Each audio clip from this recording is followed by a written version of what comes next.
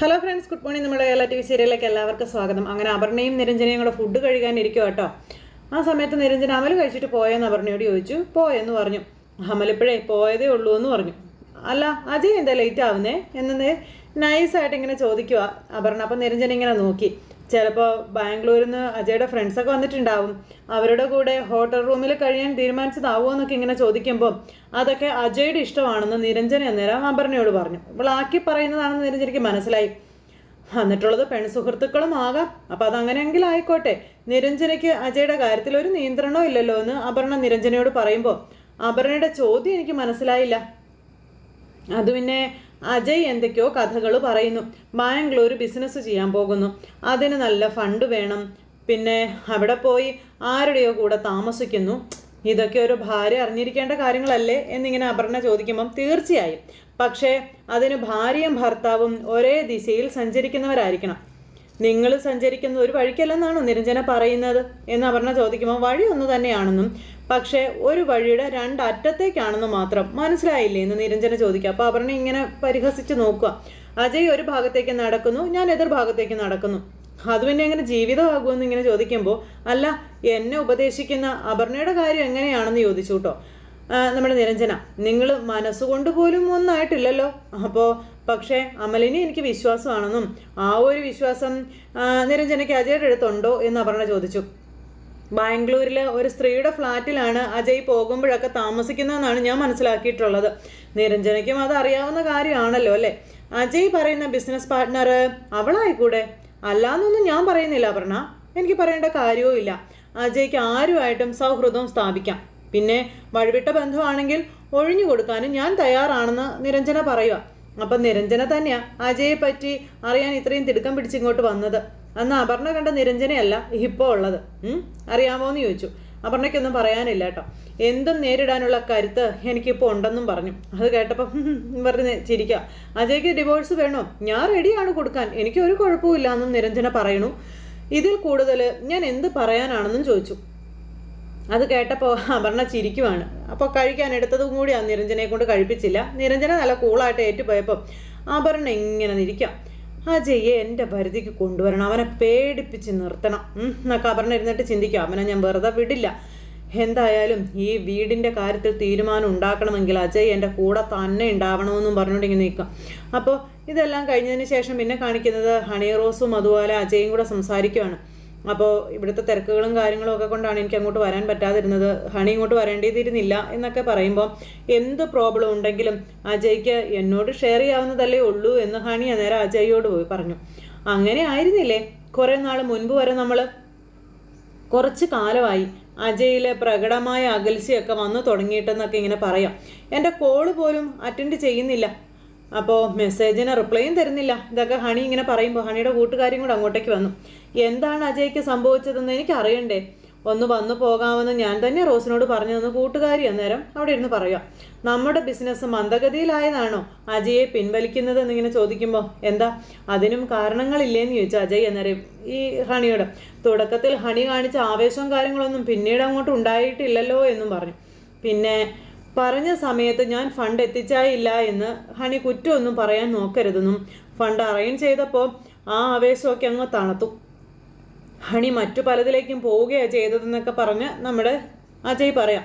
അപ്പോൾ അജയുടെ പണം ആരും കൊണ്ടുപോയിട്ടില്ല എന്നും അത് അവിടെ തന്നെ ഉണ്ടെന്നും പറയാം. അപ്പോൾ മരിയ ഇതിൽ കയറി ഇടപെടണ്ടെന്ന് അജയ് മരിയ എന്ന് പറഞ്ഞ പെണ്ണോട് പറഞ്ഞു. മരിയ ഇവിടുന്ന് മാറി നിൽക്കാനും പറഞ്ഞു. ഞാൻ മുൻപും നിങ്ങളുടെ ഒരു കാര്യത്തിലും ഇടപെടാൻ വന്നിട്ടില്ല എന്നും പക്ഷേ ഇനി അത് നടക്കില്ല അജയ് എന്ന് മരിയ പറയാം. അപ്പം മരിയ പറയുന്നതിലും ചില സത്യങ്ങളുണ്ടെന്നും അജയ് നീരസപ്പെട്ടിട്ട് കാര്യമൊന്നുമില്ല. സൈമൺ ഇച്ചായൻ മരിയയോടാണ് എൻ്റെ ഓരോ നീക്കങ്ങളും ചോദിക്കുന്നതെന്ന കാര്യവും ഹണി പറയാം. അജയെ പറ്റിയുള്ള മുഴുവൻ ഡീറ്റെയിൽസും ഇച്ചായൻ അറിയാമെന്നും പിന്നെ എൻ്റെ ഒരു ബിസിനസ് പാർട്ട്ണർ എന്നുള്ള നിലയിൽ എന്നും പറഞ്ഞു തീർക്കുമ്പോൾ ഞാനിപ്പോൾ എന്താ വേണ്ടത് അത് നീ പറയാൻ പറഞ്ഞു അജയ് ദേഷ്യത്തോടെ. അപ്പോൾ അജയ് ഒരാഴ്ചയ്ക്കുള്ളിൽ ബാംഗ്ലൂർ എത്തണമെന്നും അത് നന്നേ പറ്റുള്ളൂ എന്നും ഹണി പറയാം. സൈമൺ ഇച്ചായനുമായി ഒരു മീറ്റിംഗ് ഉണ്ടാവണം. അതൊക്കെ കേട്ടപ്പോൾ അജയ്ക്ക് ഭയങ്കര കലിപ്പ്. ഇച്ചായൻ ഉടനെ തന്നെ നാട്ടിലെത്തുമെന്ന് പറയുമ്പം ശരി ഞാൻ വരാമെന്ന് അജയ് പറഞ്ഞു. വന്ന് കണ്ടിട്ട് അജയ്ക്ക് അങ്ങനെ പോകാനൊന്നും ആവില്ല എന്ന് ഈ മരിയ പറയാം. പിന്നെ ഞാൻ എന്താ ചെയ്യേണ്ടതെന്ന് ചോദിച്ചപ്പോൾ അജയ് ബാംഗ്ലൂർ സെറ്റിൽഡ് ആവണമെന്ന് പറഞ്ഞു. അത് കേട്ടപ്പോൾ അത് ഞാൻ തീരുമാനിക്കേണ്ട വിഷയമാണെന്ന് അജയ് ഇവരോട് പറഞ്ഞു. അപ്പോൾ അജയെ ട്രാപ്പിലാക്കാൻ ഇവർ നോക്കുന്നത്. അപ്പോൾ അങ്ങനെ ഇവന്മാർ രണ്ടുപേരും കൂടെ അജയ് ഇടവും വലവും ഇരുന്ന് ഇങ്ങനെ ആ ഒരു ഇതിൽ പറഞ്ഞുകൊണ്ടിരിക്കുക. അപ്പോൾ അജയ് ഇപ്പോൾ കോടികളുടെ കടബാധ്യതയിലാണെന്നും പിന്നെ എൻ്റെ വാക്കാലുള്ള ഉറപ്പിൻ്റെ മേലാണ് അജയ്ക്ക് പവൻകുമാർ പണം തന്നെന്നുള്ള കാര്യമൊക്കെ പറയുമ്പം പവൻകുമാർ ആവശ്യപ്പെട്ടതൊക്കെ ഞാൻ കൊടുത്തതല്ലേ എന്ന് ചോദിച്ചു അജയ്. എന്നാൽ എന്തുകൊണ്ട് അതൊക്കെ വെച്ച് അജയ്ക്ക് ഫണ്ട് കണ്ടെത്താനായിട്ടായില്ല? നമ്മുടെ രണ്ടുപേരുടെയും ജോയിൻ്റ് അക്കൗണ്ടിലാണ് പണം, അത് മറക്കരുതെന്ന് പറഞ്ഞു. അങ്ങനെ അജയ് ഇവളുമാർ രണ്ടും കൂടെ ട്രാപ്പിലാക്കുവാണ്. എന്നിട്ട് നമുക്ക് അടുത്ത ആഴ്ചത്തെ കാര്യം എന്താണെന്ന് വെച്ചാൽ ചെയ്യാം. ഹണി ഇപ്പം നാളെ പോയേ പറ്റുമെന്നും രാവിലെ യാത്രയാക്കാൻ വരാമെന്നും പറഞ്ഞ് അങ്ങോട്ട് നമ്മുടെ അജയ് അങ്ങ് ഇറങ്ങിപ്പോയി കഴിഞ്ഞപ്പോൾ ഹണി ഇങ്ങനെ ഇരിക്കുക. അപ്പോഴേക്കും നമ്മുടെ കൂട്ടുകാരി മരിയ വന്ന് ഹണിയുടെ അരികിൽ ഇരുന്നിട്ട് ഇത് തന്നെയാണ് ഞാൻ പ്രതീക്ഷിച്ചതെന്ന് പറയാം. അപ്പോൾ ഹണിക്ക് ഭയങ്കര കലിപ്പിലിരിക്കുമ്പോൾ അവൻ എവിടെ പോവാനാ? അവൻ എവിടെയും പോവില്ല. അവൻ്റെ സർവ്വസമ്പാദ്യവും എൻ്റെ കാൽക്കൽ കൊണ്ടുവന്ന് അടിയറവ് വെച്ചിരിക്കുകയല്ലേ അവനെന്നൊക്കെ ഹണി ഇങ്ങനെ ചോദിക്കും കേട്ടോ. അജയ് വരാതെ എവിടെ പോവാനാണെന്ന് ചോദിച്ചു. ഞാൻ വിളിക്കാതെ തന്നെ ബാംഗ്ലൂരിലേക്ക് അവൻ വരും എന്നും പറഞ്ഞുകൊണ്ട് ഇങ്ങനെ ഹണി അവിടെ ഇരിക്കുന്നു. പിന്നെ കാണിക്കുന്നത് സുമംഗലാമ്മയാണ്. സുമംഗലാമ്മ ഇങ്ങനെ വിഷമിച്ചിരിക്കുമ്പോൾ പ്രഭാവതി അമ്മ അങ്ങോട്ടേക്ക് വന്നു. അമ്മ എന്താ ആലോചിക്കുന്നതെന്ന് ചോദിച്ചു. എന്താ ആലോചിക്കാൻ ഇല്ലാത്തതായിട്ടുള്ളതെന്ന് ചോദിച്ചു. ഇപ്പോൾ കഴിഞ്ഞതൊക്കെ ആലോചിച്ചിട്ട് എന്താ അമ്മയെ കാര്യമെന്ന് ചോദിക്കാം. നമുക്കിവിടുത്തെ സാഹചര്യങ്ങളോട് ഇണങ്ങി മുന്നോട്ട് പോവുക, അതല്ലേ പറ്റുള്ളൂ. പ്രാർത്ഥനയ്ക്ക് അമ്മ വന്നത് എല്ലാവർക്കും അത്ഭുതമായി എന്നൊക്കെ പ്രഭാവതി ഇങ്ങനെ സുമംഗലാമ്മയോട് പറയുക. ഞാൻ എല്ലാവരെയും പരിചയപ്പെട്ടുവെന്നും പിന്നെ ഇവിടെ കഴിയുന്നതിൽ ഒരു അപകർഷതാബോധവും വേണ്ട എന്ന് എനിക്ക് മനസ്സിലായെന്നൊക്കെ നമ്മുടെ പ്രഭാവതി പറയുക. എല്ലാവരും നല്ല കുടുംബത്തിൽ നിന്ന് തന്നെ ഉള്ളവരാണെന്നും ഗവൺമെൻറ് സർവീസിൽ ഇരുന്നവർ പോലും ഇവിടെ ഉണ്ടെന്ന കാര്യമൊക്കെ പറയാം.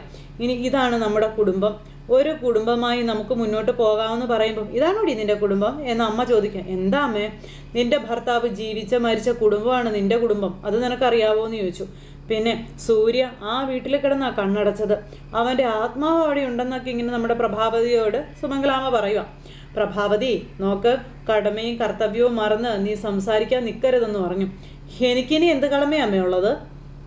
ഞാൻ എന്ത് കടമയാണ് നിറവേറ്റേണ്ടത്? ഞാൻ അബിയുടെ കയ്യിൽ നിന്ന് വീട് എഴുതി വാങ്ങിക്കണോ? അതാണോ എൻ്റെ കടമ? എനിക്കത് എഴുതി തരാമെന്ന് അവൻ എന്നോട് പറഞ്ഞതാ. എനിക്ക് ആ വീട് സ്വന്തമായിട്ട് വെക്കണ്ട, എനിക്കത് വേണ്ട, അവൻ തന്നെയാണ് അതിൻ്റെ ശരിക്കുള്ള അവകാശി എന്ന് പ്രഭാവതി അമ്മ പറയുമ്പോൾ തമ്പിയും മോളും അപ്പോഴേക്കും ആ വീട് കുളം തോണ്ടും, നീ നോക്കിക്കോ. പിന്നെ അതിൻ്റെ ആധാരം കൈപ്പിടിച്ചോണ്ടിരിക്കലേ അബിക്ക് ഉണ്ടാവുകയുള്ളൂ എന്നും സുമംഗലാമ്മ പറയാം. ഇറങ്ങിപ്പോവേണ്ടത് നീയല്ല, അവളായിരുന്നു, തമ്പിയുടെ മോള്, അതായിരുന്നു ചെയ്യേണ്ടതെന്ന് പറയുമ്പോൾ ഇനി അമലിൻ്റെ ജീവിതം കൂടി ഞാനായിട്ട് ഇല്ലാണ്ടാക്കണോ അമ്മേ? അതാണ് ഞാൻ ചെയ്യേണ്ടത്. എനിക്ക് ആരുടെയും ശാപം ഏൽക്കാനൊന്നും വയ്യമ്മേ. എല്ലാം ഇവിടം വരെ കൊണ്ടെത്തിച്ചതിൽ പ്രധാന പങ്ക് എനിക്കുണ്ടെന്ന് വിശ്വസിക്കുന്നവളാണ് ഞാനെന്നും ഞാൻ ചെയ്തത് തെറ്റായിരുന്നു എന്ന് മനസ്സിലാക്കിയത് കൊണ്ടാണ് ഇങ്ങനെ ഒരു ജീവിതം ഞാൻ തിരഞ്ഞെടുത്തതെന്ന കാര്യവും പ്രഭാവതി അമ്മ പറയുന്നു. വീട്, മക്കള് എന്നൊരു ചിന്തയൊന്നും ഇനി എൻ്റെ മനസ്സിലില്ല. അവർക്കൊരു മനസ്സ് തോന്നി അമ്മയെ കാണാൻ വന്ന സന്തോഷം, അതിനപ്പുറം മറ്റൊന്നും ഞാൻ അവരിൽ നിന്ന് ആഗ്രഹിക്കുന്നില്ല എന്നൊക്കെ പറയാം. അപ്പോൾ നീ തന്നെയാ ഇപ്പോഴും അളകാപുരിയിലെ ഗൃഹനാഥ എന്ന് സുമംഗലാമ്മ പ്രഭാവതി അമ്മയോട് പറയണു. നിന്റെ നിയന്ത്രണത്തിൽ മക്കളെ കൊണ്ടുപോകാനാണ് നീ ശ്രമിക്കേണ്ടത് പ്രഭാവതി. പകരം നീ ഒളിച്ചോടുകയാണ് ചെയ്യുന്നത്. നീ എന്താ ഈ ചെയ്യുന്നതെന്നൊക്കെ അമ്മ മോളോട് ചോദിക്കുക. പിന്നെ നീ നിന്റെ മനസാക്ഷിയോടൊന്ന് ചോദിച്ചു നോക്ക്, നീ ഈ ചെയ്തത് ഒളിച്ചോട്ടോ അല്ലേന്ന്. അമ്മ ഉള്ളിലുള്ള കാര്യങ്ങൾ തുറന്നു പറ എന്ന് പ്രഭാവതി പറയുമ്പോൾ നീ ഇവിടെ കിടക്കാതെ തിരിച്ചു പോകണം, നിന്റെ വീട്ടിലേക്ക്, അളകാപുരിയിലേക്ക് നീ പോകണം എന്ന് പറഞ്ഞുകൊണ്ട് ഇങ്ങനെ സുമംഗലാമ്മ നിർബന്ധിച്ചു പറയാം. എനിക്ക് കൂടെ വരാൻ ആണെന്നുള്ള തോന്നൽ നിനക്കുണ്ടെങ്കിൽ അത് വേണ്ട, ഞാൻ ഇവിടെ തന്നെ കഴിഞ്ഞോളാം, എനിക്കിത് മതി, പക്ഷേ നീ മടങ്ങിപ്പോയേ പറ്റുമെന്ന് സുമംഗലാമ്മ പറയാം. അപ്പം അമ്മയെ പ്രഭാവതി ഒന്നും ഇങ്ങോട്ട് പറയണ്ട, പോയേ പറ്റുമെന്ന് പറഞ്ഞ് അമ്മ ഇങ്ങനെ പറയുക. അപ്പോൾ നമ്മുടെ കുടുംബത്തിൻ്റെ നാശം കാണാനാ തമ്പി മകളെ അങ്ങോട്ടേക്ക് കയറ്റി വിട്ടത്. അപർണയുടെ കയ്യിലെ പാവയായി പോയി ഞാനും, കുടുംബം നശിച്ചു. അബിയെയും ജാനകിയെയും പടിയിറക്കി വിടാനേ അവൾക്കൊപ്പം നിന്നതാ ഞാനെന്നും, എന്നിട്ട് ആരാ പടി ഇറങ്ങിയത്, പുറത്താക്കിയത് എന്നെയല്ലേ എന്നൊക്കെ ഇങ്ങനെ പ്രഭാവതി അമ്മയോട് സുമംഗലാമ്മ പറയണു. അങ്ങനെ ഇവർ രണ്ടുപേരും കൂടെ ആ കാര്യമൊക്കെ സംസാരിച്ചുകൊണ്ടിരിക്കുന്നു. അതിനുശേഷം പിന്നെ സുമംഗലാമ്മ പ്രഭാവതിയോട് പോകണം എന്ന് തന്നെ പറഞ്ഞുകൊണ്ടിരിക്കുക. അപ്പോൾ പോവില്ല എന്ന് തന്നെ പ്രഭാവതിയും പറഞ്ഞുകൊണ്ടിരിക്കുന്നു. അപ്പോൾ ഇത്രയും നാൾ എൻ്റെ മനസ്സിലുണ്ടായിരുന്ന ദുഃഖങ്ങളും ഞാൻ ചെയ്ത പാപത്തിൻ്റെ ഫലങ്ങളും മനസ്സിലൊതുക്കി ഉറങ്ങുകയായിരുന്നു ഞാനെന്നൊക്കെ പ്രഭാവതി സുമംഗലാമ്മയോട് പറയണം. അദ്ദേഹത്തിൻ്റെ ആത്മാവ് എൻ്റെ അരികിൽ വരാതെ പോയിട്ടില്ല എന്ന് എനിക്കറിയാവുന്നും പുള്ളിക്കാരി പറയാം, വീടിൻ്റെ അധികാരം പിടിച്ചടക്കി എല്ലാവരെയും ഭരിച്ചൊന്നും എനിക്ക് ജീവിക്കണ്ട, അതിൻ്റെ ആവശ്യമില്ല, അതിൻ്റെ അർഹതയൊക്കെ നഷ്ടപ്പെട്ടു പോയവളാണ് ഞാനെന്നൊക്കെ പറഞ്ഞുകൊണ്ട് പ്രഭാവതി ഇങ്ങനെ കരഞ്ഞു പറഞ്ഞ് പ്രഭാവതിയുടെ മുന്നിൽ നിന്ന് എഴുന്നേറ്റ് പോയി. പ്രഭാവതി അമ്മ ആകെ സങ്കടപ്പെട്ട് ഇങ്ങനെ നിൽക്കുക. ഈ സമയം പിന്നെ കാണിക്കുന്ന നമ്മുടെ പൊന്നുവും അതുപോലെ നമ്മുടെ രാധാമണി അമ്മയും കൂടെ കിടക്കുക. അപ്പോൾ അമ്മേ എന്നും പറഞ്ഞ് നമ്മുടെ പൊന്നു വിളിക്കുമ്പോൾ എന്നും പറഞ്ഞുകൊണ്ട് നമ്മുടെ രാധാമണി അമ്മ വിളി കേട്ടു. അമ്മമ്മ വിളി കേട്ടല്ലോ എന്ന് പൊന്നു. അമ്മാമ്മയ്ക്ക് പൊന്നുവിനെ ഇഷ്ടമാണോ എന്ന് പൊന്നു ചോദിച്ചു കേട്ടോ. അപ്പോഴേക്കും കുഞ്ഞിനെ ഇങ്ങനെ ചേർത്ത് പിടിക്കാം. എങ്കിലും അമ്മാമ്മ പൊന്നുവിനൊരു കഥ പറഞ്ഞു തരുമോ എന്നൊക്കെ ചോദിച്ചു. അപ്പോൾ പൊന്നുവല്ലേ പറയുന്നത്, ഒരു കഥ പറഞ്ഞതാന്നൊക്കെ പറയുക കേട്ടോ. അപ്പോഴേക്കും നമ്മുടെ ജാനകിയും അതുപോലെ തന്നെ അഭിയും കൂടെ വന്നു നിന്ന് ഈ അമ്മാമ്മയുടെയും കൊച്ചുമോളുടെയും കാര്യങ്ങളൊക്കെ കാണുകയും കേൾക്കുകയും ചെയ്യും. അമ്മയെ കൊണ്ട് സംസാരിപ്പിക്കാനായിട്ടാണ് നമ്മുടെ പൊന്നു നോക്കുന്നത്. അമ്മാമ്മയുടെ വായിൽ നിന്നൊരു കഥ കേൾക്കാനാണ് ഞാൻ വന്നത്, ഒന്ന് പറ അമ്മാമ്മയെന്നൊക്കെ പറഞ്ഞുകൊണ്ട് പൊന്നു ഭയങ്കര ചിരിയാ. അപ്പോഴേക്കും പൊന്നുവിനെ കെട്ടിപ്പിടിച്ച് അമ്മ ഉമ്മയൊക്കെ കൊടുത്ത് ചേർത്ത് നെഞ്ചോട് ചേർത്ത് കിടത്തുക. ആ സമയത്ത് ജാനകിക്കൊക്കെ ഒരുപാട് സന്തോഷമായി. എന്നാലും ജാനകിയുടെ ഉള്ളിലൊരു വിഷമം, അമ്മ സംസാരിക്കുന്നില്ലല്ലോ. അപ്പോൾ ജാനകി എന്നിട്ട് അഭിയോട് ചോദിച്ചു, പൊന്നുകുട്ടി ഇത്രയ്ക്കൊക്കെ സംസാരിച്ചിട്ടും അമ്മ എന്തെങ്കിലും ഒരു വാക്ക് പറയാത്തത് എന്താ എന്ന്. അപ്പോൾ അമ്മയുടെ അവസ്ഥയിൽ അമ്മ സന്തോഷിക്കുന്നുണ്ടാവും, അമ്മ അവളോട് സംസാരിക്കുന്നുണ്ടാവും എന്ന കാര്യമൊക്കെ ഇങ്ങനെ പറയാം. അപ്പോൾ അത് പക്ഷേ മൗനത്തിലാണെന്ന് മാത്രം, നമ്മളാരും അത് കേൾക്കുന്നുമില്ല. അപ്പോൾ നമ്മൾ ഈ കേൾക്കുന്ന ആശ്വാസവാക്കല്ലേ എന്നിങ്ങനെ ചോദിച്ചപ്പോൾ എനിക്ക് തോന്നിയത് ഞാൻ പറഞ്ഞതാ. നമ്മളൊരിക്കലും അതൊന്നും മൈൻഡ് ചെയ്യണ്ട, അമ്മ നമ്മളെ കണ്ടതായിട്ട് പോലും ഭാവിക്കുന്നില്ല തുടങ്ങിയ കാര്യമൊക്കെ പറഞ്ഞു. അത് അമ്മയ്ക്ക് കാണാൻ കഴിയാത്തതുമായിട്ടുള്ള കാര്യം തന്നെ ആയിരിക്കും എന്നും പറഞ്ഞ് ഇങ്ങനെ ഇതെല്ലാം പറഞ്ഞു. അപ്പോൾ നമ്മൾ മറ്റൊരു ലോകത്താണെന്ന് വെച്ചാൽ ഒരാൾ മുന്നിൽ വന്ന് നിന്നോ നമ്മൾ അറിയോ എന്നിങ്ങനെ ചോദിക്കുക കേട്ടോ. അങ്ങനെ ഒരു ലോകത്താണ് അമ്മയുള്ളതെന്ന കാര്യമൊക്കെ പറയുന്ന സമയത്ത് അങ്ങനെ അവർ രണ്ടുപേരും കൂടി ഈ കഥയൊക്കെ പറഞ്ഞുകൊണ്ട് ഇങ്ങനെ അവിടെ നിൽക്കുക. നാളെ അമ്മയും കൊണ്ട് ഹോസ്പിറ്റലിൽ പോകുമ്പോൾ എല്ലാം ശരിയാകും എന്നൊക്കെ പറഞ്ഞ് അഭി ജാനകിക്ക് പ്രതീക്ഷകൾ കൊടുക്കുക. അപ്പം അങ്ങനെ അതെല്ലാം കഴിഞ്ഞ് അജയ് വീട്ടിലേക്ക് ചെന്നപ്പോഴത്തേക്ക് അപർണ ഓടി വന്നു. അജയെ തേടി അജയുടെ ആൾ വന്നായിരുന്നു പറഞ്ഞു. എൻ്റെ ആളോ? അജയുടെ ആരാണെന്ന് പറയാനൊക്കെ എനിക്ക് പ്രയാസമുണ്ട്, ഞാനത് പറയാനും പാടില്ല. വന്നത് ഹണി റോസ് ആണെന്ന് പറയുമ്പോൾ അജയ് ഒന്ന് ഞെട്ടി. ഹണി റോസ് വന്നപ്പോൾ നിരഞ്ജൻ ഇവിടെ ഉണ്ടായിരുന്നോ എന്ന് അജയ് ചോദിച്ചു. നിരഞ്ജന ഇവിടെ ഉണ്ടായിരുന്നില്ല, ഹണി റോസ് വന്ന വിവരം ഞാൻ നിരഞ്ജനയോട് പറഞ്ഞിട്ടുമില്ല എന്ന് അപർണ. എന്നും പറഞ്ഞ അജയ് നിൽക്കുക. ഹണി റോസ് എന്നോട് പറഞ്ഞ കാര്യങ്ങൾ എനിക്ക് വേണമെങ്കിൽ നിരഞ്ജനയോട് പറയാമായിരുന്നു, പക്ഷേ പറയാനേ ആവില്ല എന്ന് അപർണ ഇവനോട് പറയുകയാണ്. അങ്ങനെ പറഞ്ഞാലേ നിരഞ്ജന പിന്നെ ജീവനോടെ ഉണ്ടാകില്ല എന്നും അവൾ ജീവിതം തന്നെ അവസാനിപ്പിച്ച് കളയുമെന്നും പറയും. ഇത് കേട്ടപ്പോൾ അഭി ഒന്നും നടുങ്ങിയേ ശരിക്കും. അഭി ഇങ്ങനെ ആകെ ചൂളി നിൽക്കുക. എന്തിനു ഞാൻ അങ്ങനെ ഒരു ശാപം ഏറ്റു വാങ്ങണം, എനിക്കതിൻ്റെ ആവശ്യമില്ല എന്നൊക്കെ അപർണ വലിയ ഡയലോഗ് ഇറക്കുന്നു.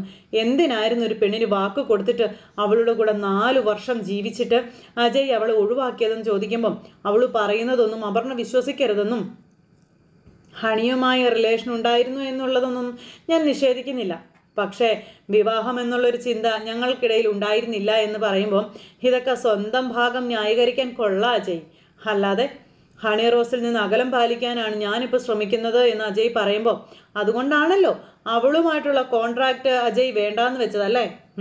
അതിൻ്റെ വാശിക്ക തൻ്റെ ഇടത്തോടെ അവൾ ഈ വീട്ടിലേക്ക് കയറി വന്നതെന്ന കാര്യം പറയുക അപർണ. ഞാനല്ലാതെ മറ്റാരെങ്കിലും ഇവിടെ ഉണ്ടായിരുന്നെങ്കിൽ അജയുടെ മുഖംമൂടിയിൽ നിന്ന് അഴിഞ്ഞു വീഴുമായിരുന്നു എന്നും അപർണ പറയാം. ഈ ഹണി റോസിനെ അജയ് ശരണിൻ്റെ തലയിൽ കെട്ടിവെച്ചതൊന്നും ഇവിടെ ആരും മറന്നിട്ടില്ല എന്നൊക്കെ പറഞ്ഞ് ഡയലോഗുകൾ ഇറക്കുന്ന ഈ ഒരു സമയത്ത് അജയ് മിണ്ടാട്ടം മുട്ടി ഇങ്ങനെ നിൽക്കുക. ഇവളാണെ കിട്ടിയ അവസരം മുതലെടുക്കുകയും ചെയ്യുന്നു. അജയ് ചെന്ന് പെട്ടിരിക്കുന്നത് വലിയൊരു ട്രാപ്പിലാണെന്നുള്ള കാര്യം അജയ് മറക്കരുതെന്നൊക്കെ പറഞ്ഞ് അപർണ പറഞ്ഞു കൊടുക്കുകയാണ്. അതിൽ നിന്ന് അത്ര പെട്ടെന്നൊന്നും അജയ്ക്ക് രക്ഷപ്പെട്ട് പോരാൻ പറ്റില്ല. എന്തായാലും ഹണിയുടെ മുന്നിൽ അജയ് ഇപ്പം കടപ്പെട്ട് നിൽക്കുകയല്ലേ എന്നൊക്കെ ഇങ്ങനെ ചോദിച്ചു. അങ്ങനത്തെ ഹണിയുടെ ബ്രദറുമായി ചേർന്ന് മറ്റെന്തോ കുരുക്ക് എനിക്ക് നേരെ ഒരുക്കുന്നുണ്ടെന്ന് പറയുമ്പോൾ അവളെല്ലാ അടവുകളും പയറ്റി തെളിഞ്ഞവളാണെന്നും ഒരു താലിമാലയിലല്ല അവൾ അജയ്യെ ബന്ധിച്ചിരിക്കുന്നത് കേട്ടോ എന്ന് പറഞ്ഞു. പണത്തിൻ്റെ കുടുക്കിലാണെന്ന കാര്യമൊക്കെ ഇങ്ങനെ പറഞ്ഞു. അവൾക്ക് ഒരേ ഒരു ലക്ഷ്യം മാത്രമേ ഉള്ളൂ, അജയ്യെ കൂടെ കൊണ്ടുപോകണം എന്നത്, ഒന്നിച്ച് ജീവിക്കണം. അവളെ ഞാൻ എന്തെങ്കിലും പറഞ്ഞ് മടക്കി അയച്ചോളാം, അപർണ ഈ വിവരം പുറത്ത് പറയരുത് പ്ലീസ് എന്ന് അജയ്. അപ്പോൾ ഒരിക്കലും അജയ് കള്ളക്കളികൾക്ക് കൂട്ടു നിൽക്കാൻ പാടില്ല എന്ന് അപർണ പറഞ്ഞു കൊടുക്കുക കേട്ടോ, വലിയ കാര്യമായിട്ട്. ഞാൻ ഈ വിവരം അച്ഛനോട് പറഞ്ഞാൽ അടുത്ത സെക്കൻഡിൽ ഉണ്ണിത്താൻ വക്കീലിൻ്റെ കാതിൽ ഇതെത്തുമെന്നുള്ള കാര്യങ്ങൾ നമ്മുടെ അപർണ പറയുക. പിന്നെ അവർ തമ്മിലുള്ള ബന്ധം അതങ്ങനെയാണെന്ന് പറയുമ്പോൾ അപർണ പ്ലീസ് ഒന്ന് പറയരുത് പ്ലീസ്. നമ്മൾ തമ്മിലുള്ള വിവാഹം നടന്നിരുന്നെങ്കിലേ നിരഞ്ജനയുടെ സ്ഥാനത്ത് ഇരിക്കേണ്ട പെണ്ണാണ് ഞാനെന്ന് അപർണ അജയോട് പറയാം. അജയ് അത് മറന്ന് കളയരുതെന്നും പറഞ്ഞു. ഒരു പെണ്ണിൻ്റെ വേദന അത് എത്രത്തോളമാണെന്ന് എനിക്ക് നന്നായിട്ട് അറിയാമെന്നൊക്കെ അപർണ ഭയങ്കര ഡയലോഗുകൾ ഇറക്കുക. പക്ഷെ അഭിയുടെ വിഷയം വന്നപ്പോൾ അജയ് എൻ്റെ കൂടെ നിന്നതിൻ്റെ നന്ദി അതെനിക്കുണ്ടെന്നും പറഞ്ഞു. അതെന്തായാലും എനിക്ക് മറക്കാൻ കഴിയില്ല. എന്തായാലും ഇരു ചെവി അറിയാതെ അജയ് ഇത് പരിഹരിക്കുകയാണെങ്കിൽ ഓക്കെ.